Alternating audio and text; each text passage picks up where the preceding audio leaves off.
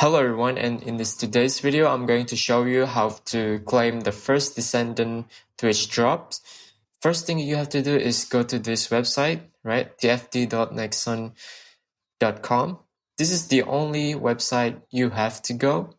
And in this website you have to link your account and then claim the Twitch drops manually. As you can see here, there is a duration for the Twitch drops. And then if you scroll down, you can see the drop rewards here. If you watch for 15 minutes, you got just 30 minutes, 15,000 gold, gloomy emote, etc. Now, if you scroll down here, so link account and earn rewards. As you can see here, you have to link your account here. After you have completed watching the stream by clicking this watch streams button, you can simply go to your game, the first Descendant, and then you can notice in the mailbox that your rewards has arrived.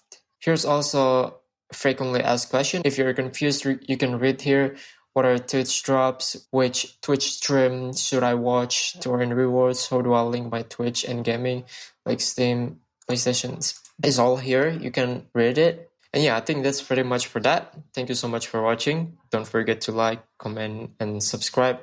And see you in the next video.